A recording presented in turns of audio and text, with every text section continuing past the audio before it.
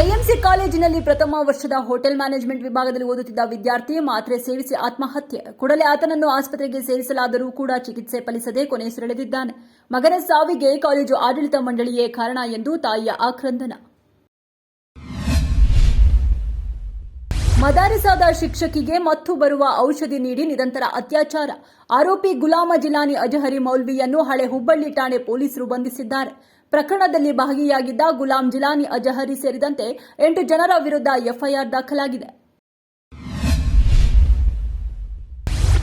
ವಿವಿಧ ಬೇಡಿಕೆ ಈಡೇರಿಕೆಗೆ ಆಗ್ರಹಿಸಿ ಅತಿಥಿ ಉಪನ್ಯಾಸಕರ ಹಲವು ದಿನಗಳಿಂದ ರಾಜ್ಯಾದ್ಯಂತ ಪ್ರತಿಭಟನೆ. ಮನವಿಗೆ ಸ್ಪಂದಿಸಿ ಕೊಂಚ ಸಮಾಧಾನಕರ ಸುದ್ದಿ ಕೊಟ್ಟ ಉನ್ನತ ಶಿಕ್ಷಣ ಸಚಿವ ಡಾ ಎಂಸಿ ಸುಧಾಕರ್. ವೇತನವನ್ನು 5,000 ರೂಪಾಯಿ ಹೆಚ್ಚಳ, ಆರೋಗ್ಯ ವಿಮೆ ಸೇರಿದಂತೆ ಕೆಲ ಮಹತ್ವದ ಘೋಷಣೆ. ತಮಿಳು ಹಿರಿಯ ನಟ ರಾಜಕಾರಣಿ ವಿಜಯಕಾಂತ್ ಅಂತಿಮ ದರ್ಶನ ಪಡೆಯಲು ಆಗಮಿಸಿದ ನಟ ದಳಪತಿ ವಿಜಯ್ ಮೇಲೆ ಚಪ್ಪಲಿ ಎಸೆಯಲಾಗಿದೆ. ಕಿಕ್ಕಿರಿದು ತುಂಬಿದ ಜನಗಳ ಮಧ್ಯದಿಂದ ಬಂದು ವಿಜಯಕಾಂತ್ರ ದರ್ಶನ ಪಡೆದು ಅವರ ಕುಟುಂಬ ಸದಸ್ಯರಿಗೆ ಸಾಂತ್ವನ ಹೇಳಿದರು. ಈ ವೇಳೆ ಯಾರೋ ಒಬ್ಬ ದುಷ್ಕರ್ಮಿ ವಿಜಯ್ ಮೇಲೆ ಚಪ್ಪಲಿ ಎಸೆದಿದ್ದಾರೆ. ಚಪ್ಪಲಿ ವಿಜಯ್ ಅವರ ಬೆನ್ನಿಗೆ ತಾಗಿಕೊಂಡು ಮುಂದೆ ಹೋಗಿ ಬಿದ್ದಿದೆ. 2 ಕಾರುಗಳ ನಡುವೆ ಡಿಕ್ಕಿಯಾದ ಹಿನ್ನೆಲೆ ಇಬ್ಬರು ಸ್ಥಳದಲ್ಲೇ ಮೃತಪಟ್ಟ ಘಟನೆ ಬೆಳಗಾವಿ ಜಿಲ್ಲೆಯ ಬೈಲಹೊಂಗಲ ತಾಲೂಕಿನ ಇಂಚಲ ಬಳಿ ನಡೆದಿದೆ. ಮಂಗಲ ಭರಮನಾಯ್ಕರ್ ಹಾಗೂ ಚಾಲಕ ಶ್ರೀಶೈಲ ಸಾವನ್ನಪ್ಪಿದ ದುರ್ದೈವಿಗಳು.